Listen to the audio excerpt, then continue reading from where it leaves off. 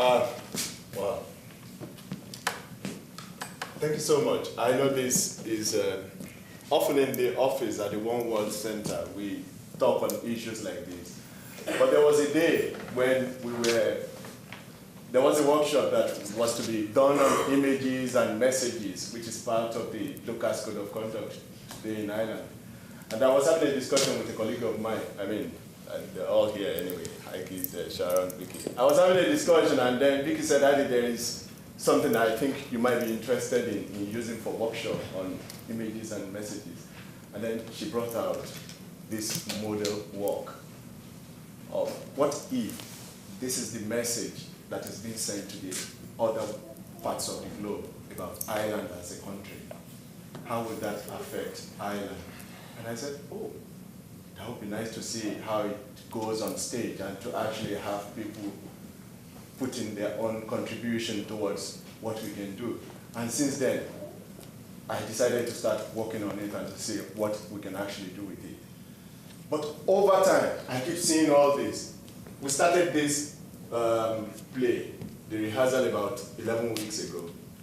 And when we started, it was, oh, how do we say that in Ireland you don't drink water from the tap, that you better prepare to buy bottled water throughout your number of days in Ireland, even if you are visiting for 2 weeks or for a year, make sure you have enough money in your purse to take care of your bottled water throughout your time. And then someone will say, but why do you need that? That's a developed part of the world, that's Europe. I mean, they have well-treated water there. It's not like the picture of Africa where people go to stream to drink dirty water that we see every day. And then, but the news has always been this. I've been in Galway for about 6 years now. And there's no time, no year will go by, no full 12-month cycle will go by without hearing about cryptosporidium in drinking water. And when we started this program, we were talking about cryptosporidium in drinking water, and then alas, just this week, Wednesday, Galway Independence actually said, people in Cleveland are not drinking their water because of, they didn't even say cryptosporidium, they actually said feces in the drinking water. They even showed a picture of the colored brownish drinking water, and I'm like, not at this time, no. And then we heard about this infection. You go into a glorious hospital, even here in Galway, where my last child, my youngest boy, was born about 6 years ago. And then you hear about infections being transferred around. All these things have sources. I have all the source of all these things. And then you are shocked when they start talking about going into the teaching hospital here in Galway, for example, with an ordinary headache, or just to pay a visit to a family who is not well. And then you have to come back home with an infection, MRSA, or a tummy bug, and then you hear on the news, on the radio that do not visit the teaching hospital unless it is absolutely necessary or very, very compulsory. Don't go there because of... Where should infections be curtailed? But the story we hear about the teaching hospital is that that is the source of outbreak of infection. So, and then how do you begin to relate this? The objective of this play is actually to see the effect of message and image, propaganda by the media, how it tends to send the wrong message to people. This is what the Irish Guards used. How would that speak on CNN News? How would that look during a brief interval of news, of international news, and suddenly there is this, we need to help Ireland, help donate for the guards in Ireland. The police are in serious crisis. They don't have a patrol car. There's a lot of cutting funding. There's lots of cuts going on, so we need to help them. I mean, this is not to ridicule any particular country or any group or any organization at all, but it's actually to portray the effect of the media, the effect of sending the wrong message. We saw what Brian here went through right from the very beginning, right from the first scene. He didn't really want to leave home, but he had to. He couldn't get a job after almost 3 years of graduating from the college. He needed to get a life for himself, and his mom wasn't that happy to let go. But he needs this job. This guy has to emigrate. He has to go to wherever he can get a good job. He has this opportunity, according to his mom, on the other side of the world, despite the fact that the world has become a very micro village, a very small place now that you can actually talk to people without a loss of a second in between your discussion. But still he left and he went there. And then all the things he started going through right from the office about his country, about his heritage, about the kind of person he is, including the names, the way he's called, the way he's tagged. He didn't find that easy.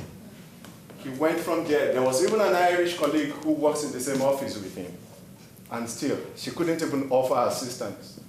He went from that position, he went to meet an Irish family that has been living in Qatar and in Africa for over 30 years to see what kind of support he could get from them. But still, he wasn't able to get anything. Now I'm going to put these questions to you. What should he do about all this? How can he achieve a different end? How can he convince these people? Is there anything that can be done here? Is there anyone throughout the whole process, right from the beginning to this stage, that could have helped him?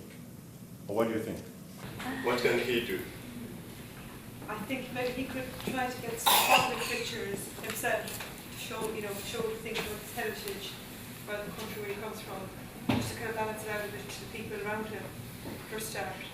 That's one thing that he could do, maybe. They have these images that they have on the internet, so maybe if he was to kind of find some images too that were positive, that might help people to see the bigger picture.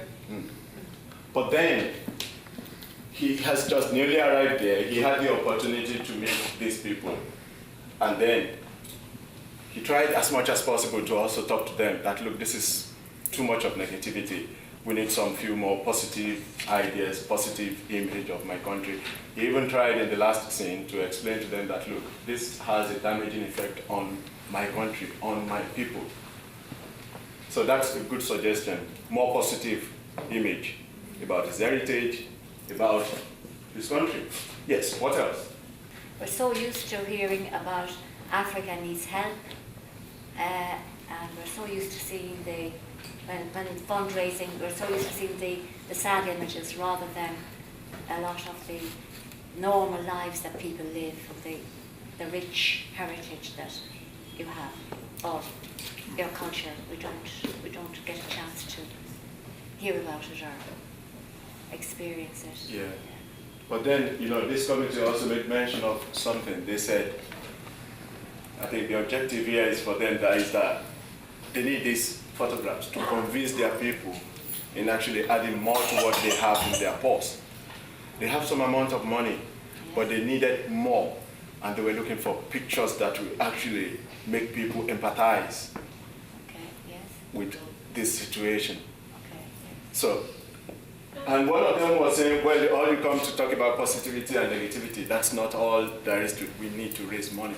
Is there any alternative way for this charity organization to have handled that, to have been able to raise more money without the use of those pictures? Kind of a bit of an out there idea. I think it might be a good idea to have a Kaylee. Sorry? Have a Kaylee. Oh! Or like, an Irish party, like a session, so they could experience Irish culture, maybe not with so much drink, but maybe don't drink it all. Drinks with alcohol.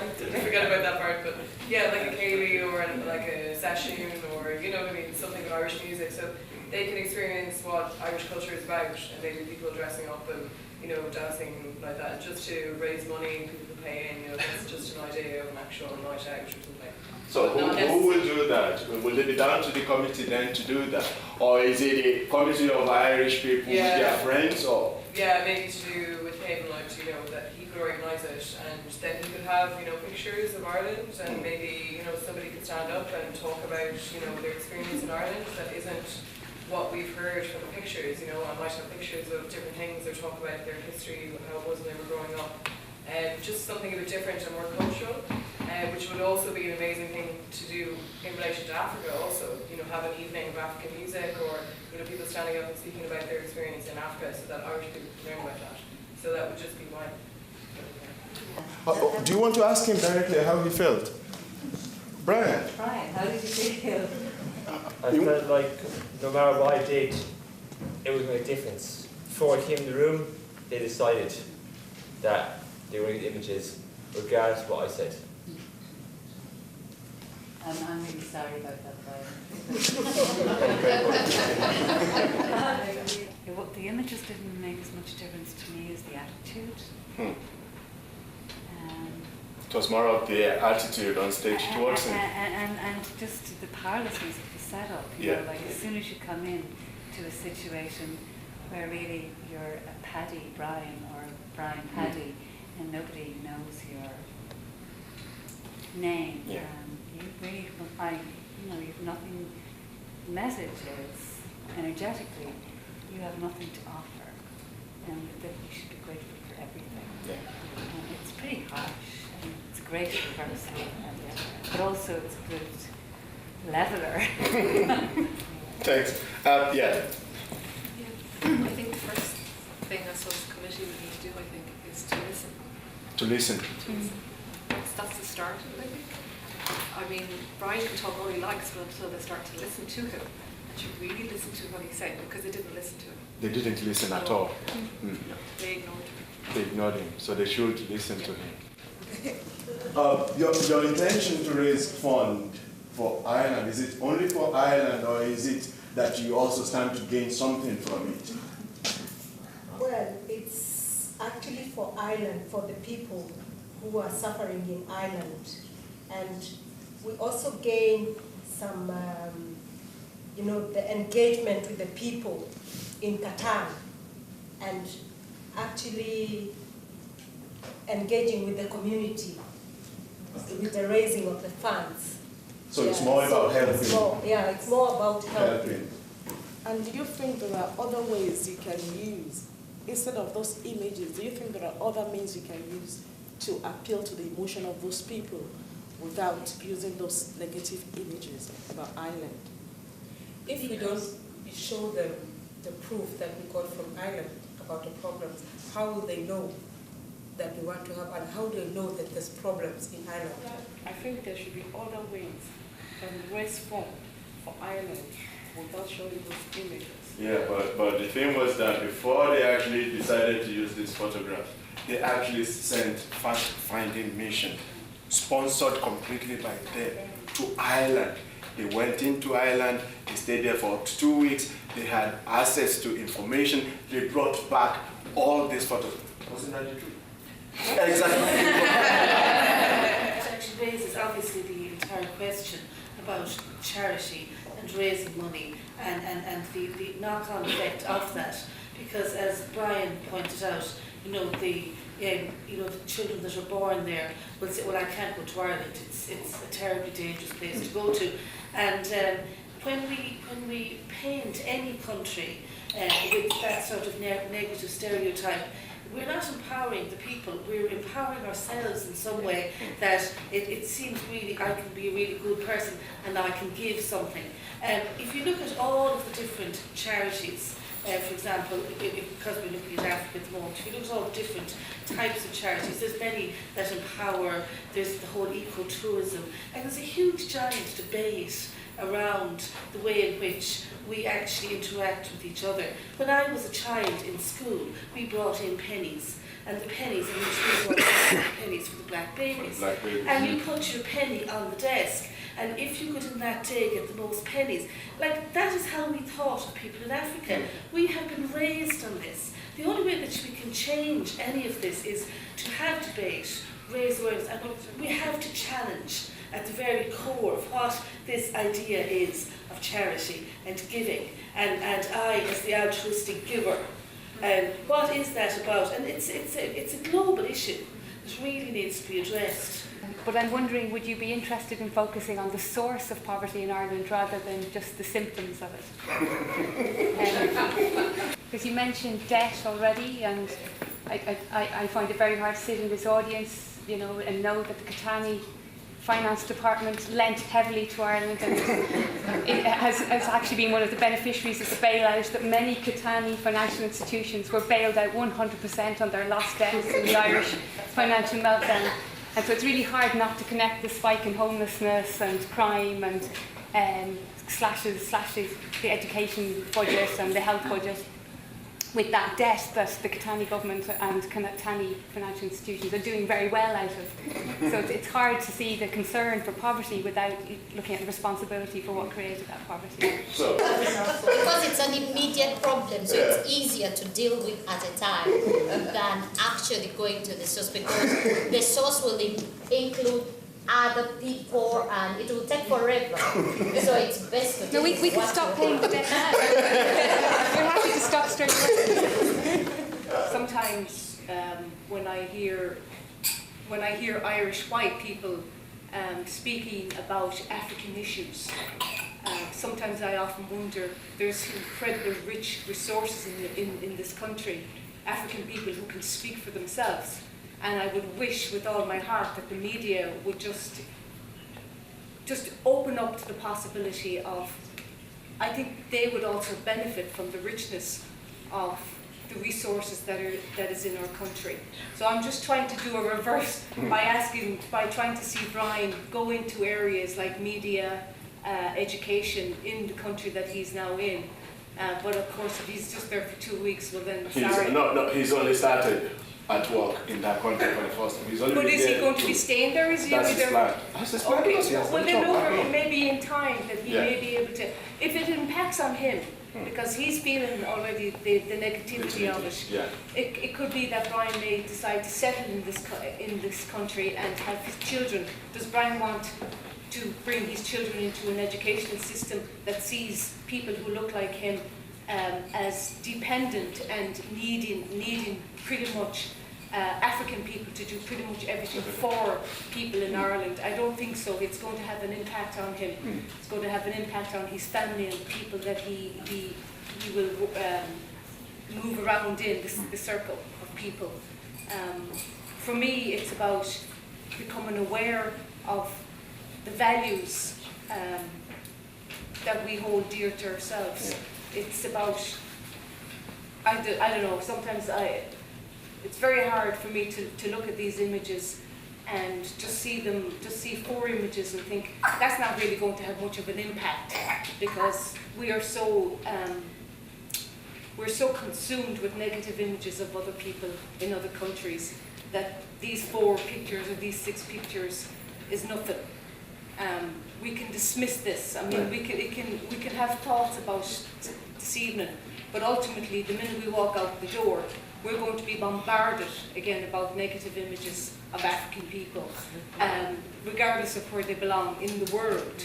So for me, it's just an image, but that's all it is. Once we go out there, we're consumed into negative images of other people in this country. And unfortunately, we take on this notion of we are developed and others over there need us to do it for them without, as somebody said over there, we don't listen. We don't listen. Have you considered how the money collected can be protected properly?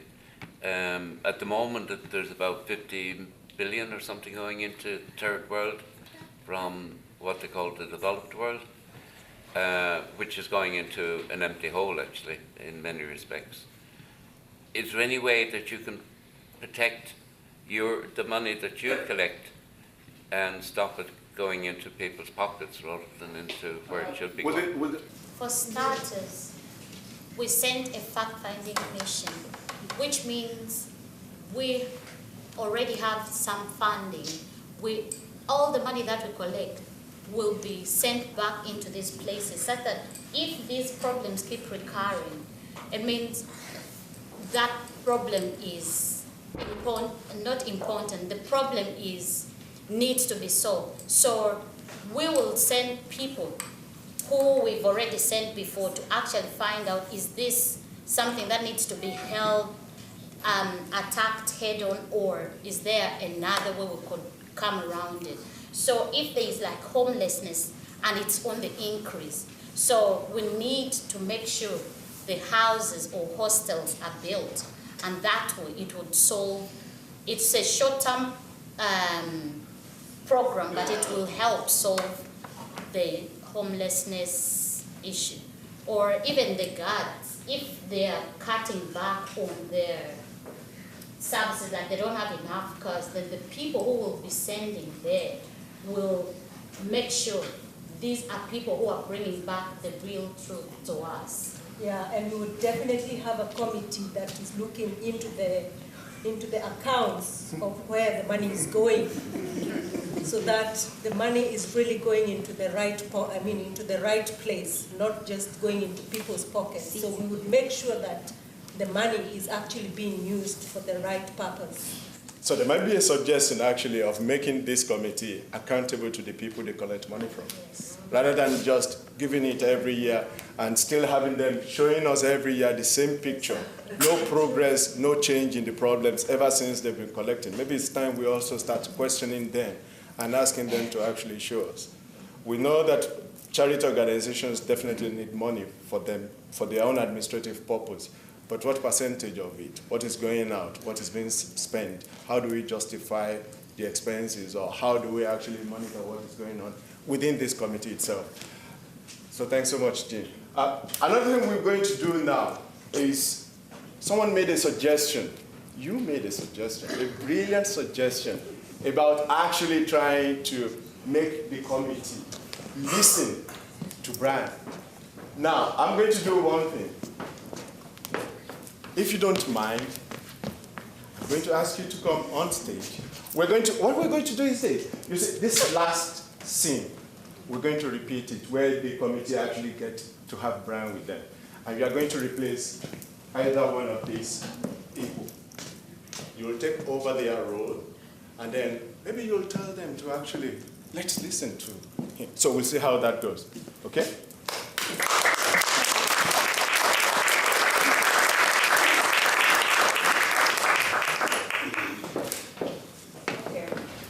We have some pictures here, then we have to choose some images that we have to use to advertise on TV, radios. So these are the pictures we have. The first one shows that the doctors has been going through the patients without touching their hand, without watching their hands, and they've been touching one patient to another. And the second one is shown here is a student being beaten up by the police. And the third one here is an elderly woman who's been beaten up by youth in her own home. And here it's a police going on patrol with this tricycle or toy car.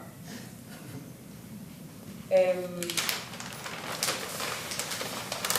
we have one here, a patient went to hospital with a headache and ended up being hospitalized because of the infection around the hospital.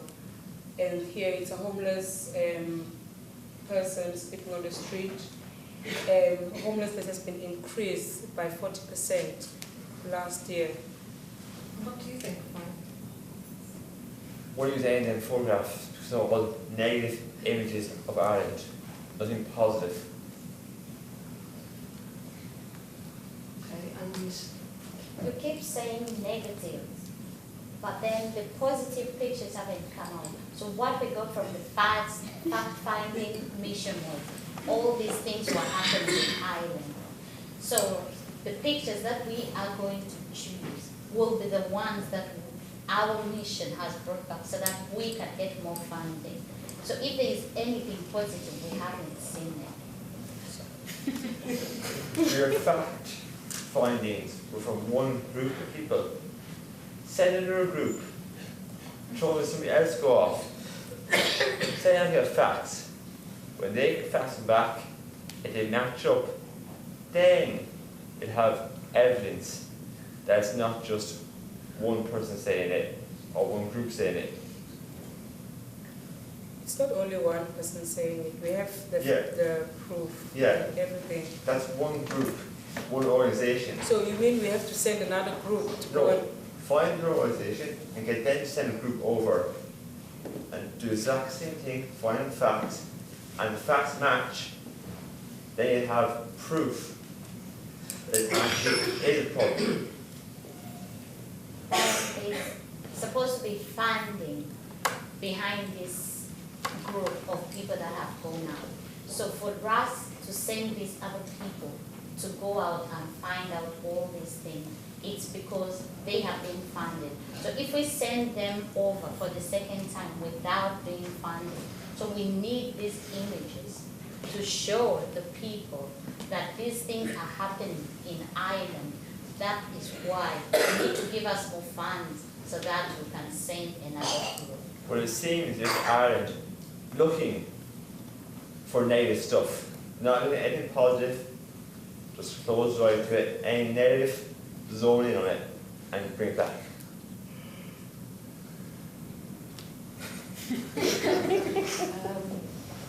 When we send the committee out, what should we send them out for?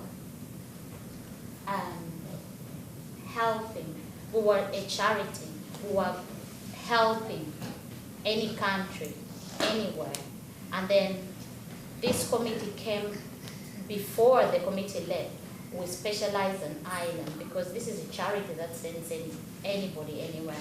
So we specialize on Ireland. So these people we send out to Ireland were to find out the problems or issues that are coming up in Ireland to help, so that we can help the people in Ireland. Okay, so we were looking for the problems, and from the problems then we put up with the pictures. Yes. Which Brian doesn't agree with. He lives in Ireland. He doesn't agree with anything. No, he doesn't. I've been in Ireland my whole life. I went there for 2 weeks. Half this stuff isn't even accurate. I went to the hospital a number of times. Pennies being taken out, teeth being taken out. I came out fine. So it is really that bad infection. I must be lucky one day.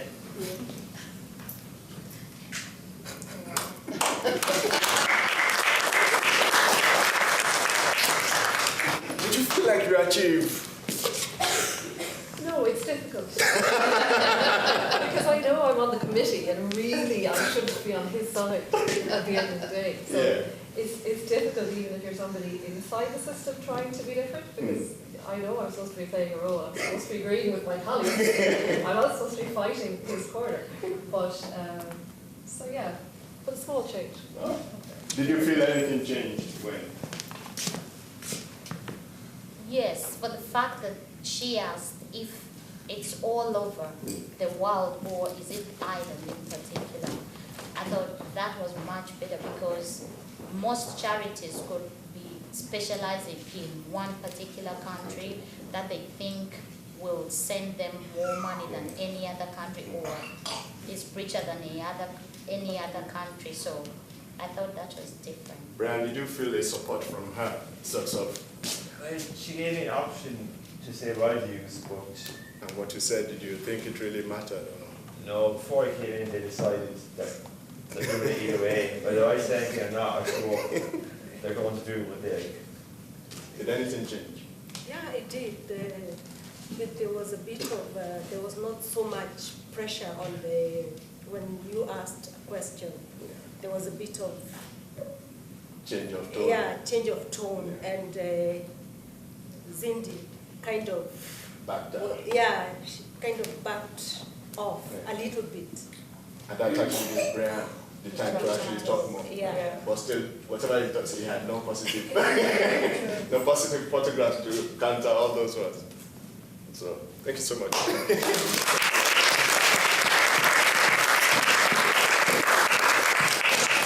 That was the first thing that I got shocked about when I came into Ireland about 6 years ago.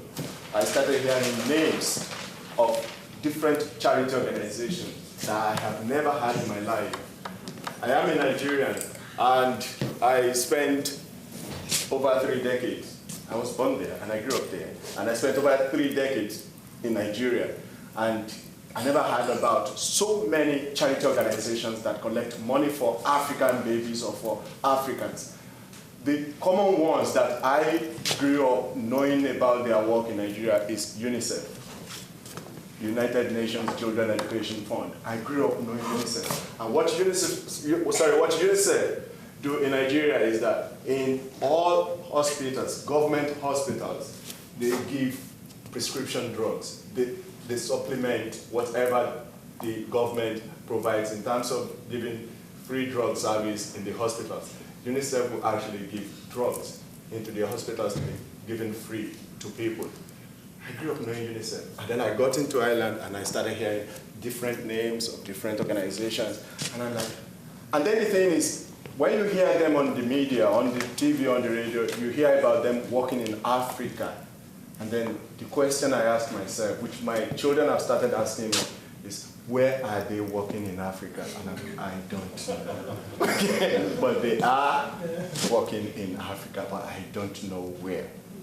You know, it's not to say that they are not doing it. It's not to say that they are not making any contribution in these parts of the world that they are working. But then, what is the negative effect of their campaign? How does it affect the people whom you are claiming to be providing for?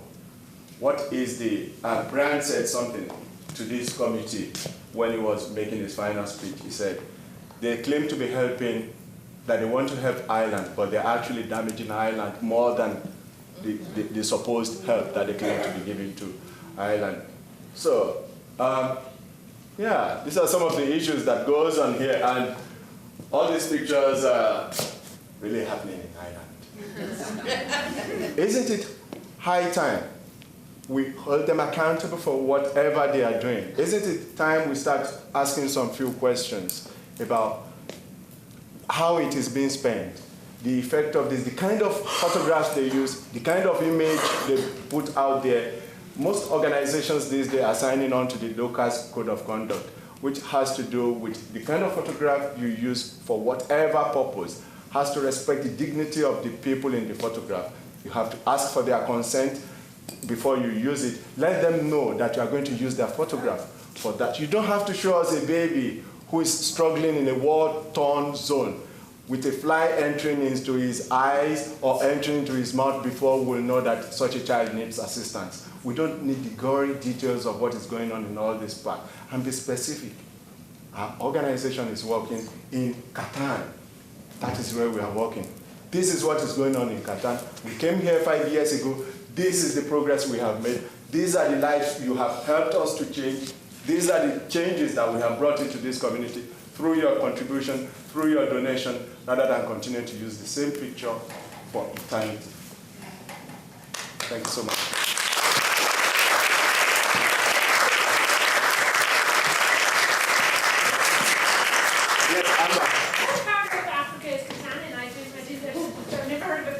Yeah. And if you Google it, you'll never find Qatar. You'll find Qatar, you'll find. But there is one thing. In Nigeria, where I come from, there are quite a few Irish people who are working in the construction industry in Nigeria. Abuja, Nigeria as a country is a fast developing country, technologically and even in terms of business and infrastructure. So there is always this growing need for people with technological ability, for people with lots of the proper qualification and the ability to do it. They are always there.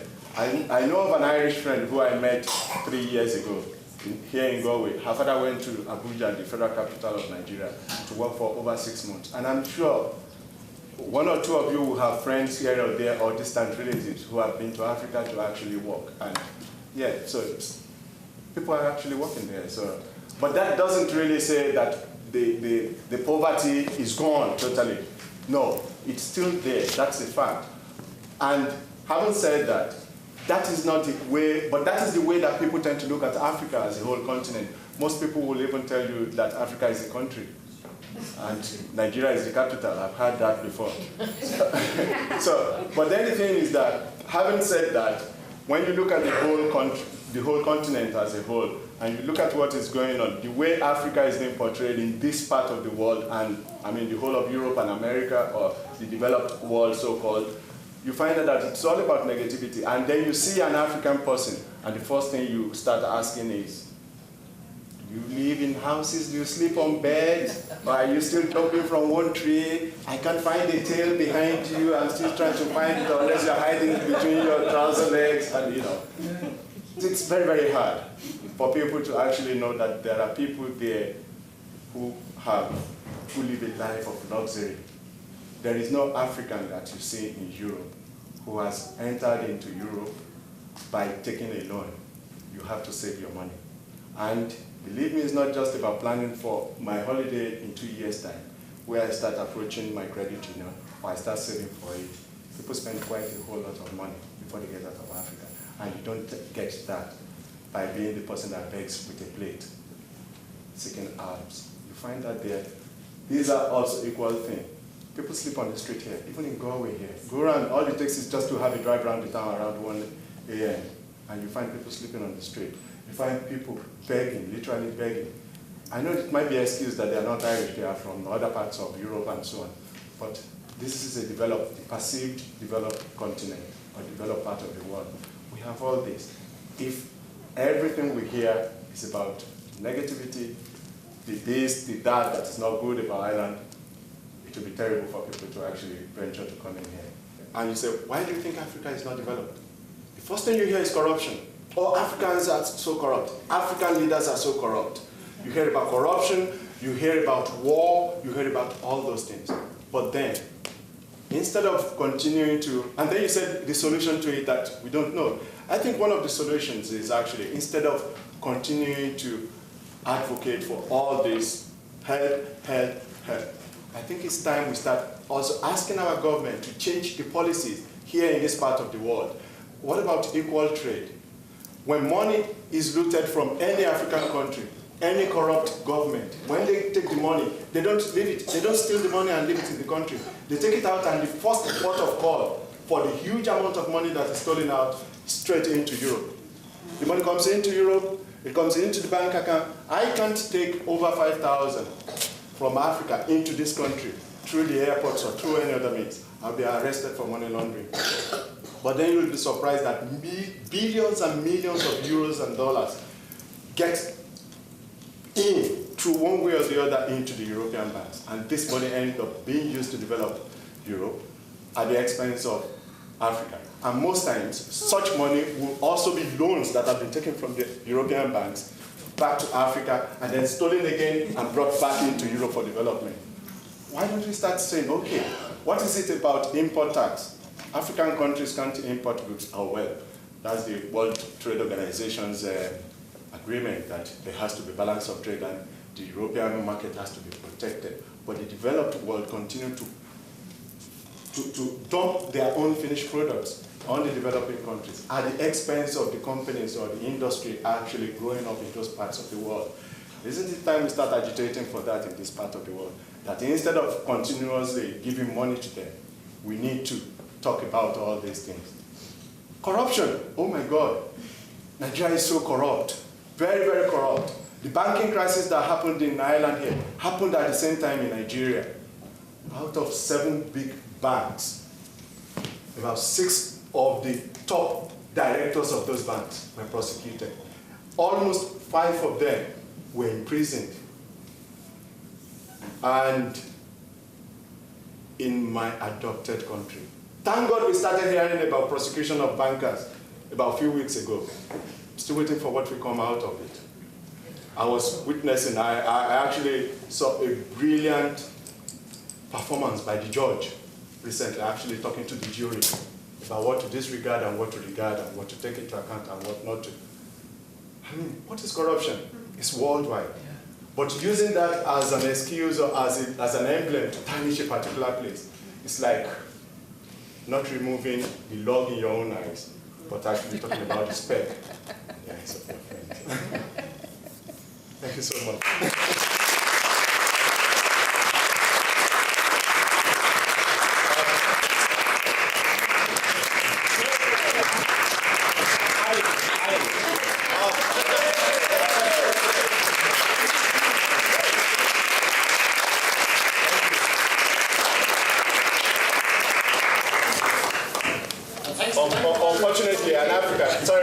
Unfortunately, an African man doesn't blush, so I'm not blushing. I sincerely would like to thank Vicky, my colleague at work, who actually was the person that initiated or made the seed of this play to actually come to life. Thanks so much.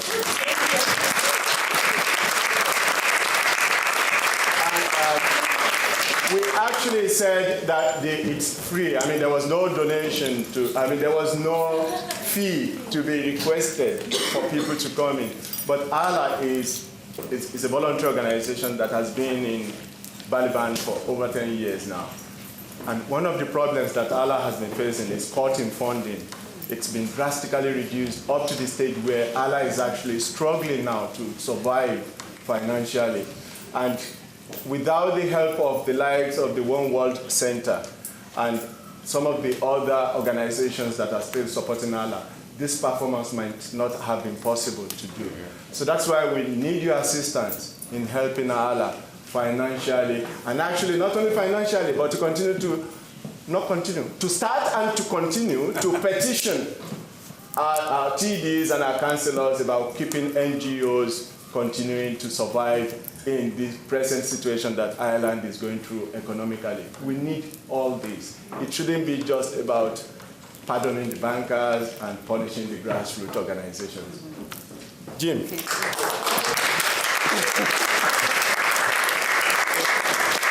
I was hoping that Annie was going to say everything for me. No.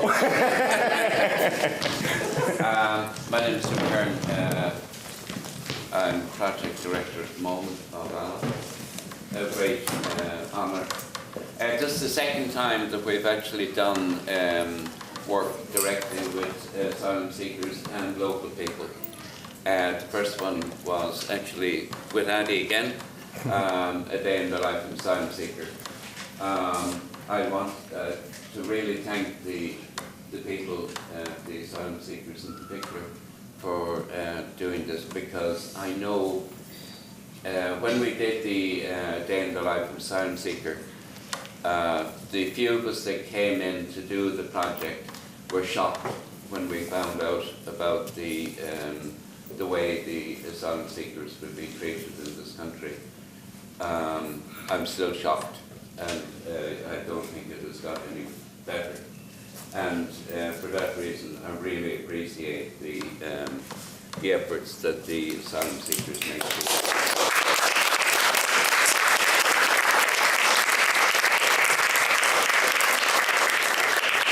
Secondly, like Andy, I'd like to thank very much the One World Centre. Just looking through the brochure there, I realised how close the ideas of the One World Centre and ours are. I won't hold you up much longer. And I'm hoping that we're going to be able to work again. We've become good friends with the One World Centre. Just following up just briefly on what Adi said there again, the problem with ALA and the One World Centre and these organisations is that we're standing up and saying what should be said. Like with this play here, like with other work that we're doing, we're going to schools, we're trying to get people to think. In the school projects, the objective is to develop creative thinking. Let people think for themselves. What's happening at the moment, people are told what to think. This has to finish. But the problem, of course, is that the people who control the finances in this city and the country and outside, of course, the whole thing is coming from outside altogether, is to shut up the people like yourselves who are prepared, and yourselves, who are prepared to say, stop, we want to have a say. Even in the council, even in the councillors, we elect councillors. If they go against the officials, they're overruled. What sort of democracy have we got? Right? Now, we need to stand up and say, look, we need these organisations. Let your councillors know we need these organisations, or we're not going to have a say in anything. It's getting very near to this situation at the moment, and the overall objective is to wipe out Allah. I know the One World Centre got, to my knowledge, they got cut recently, which threatens all of our types of organisations. Stop. Sorry, I didn't mean to go on.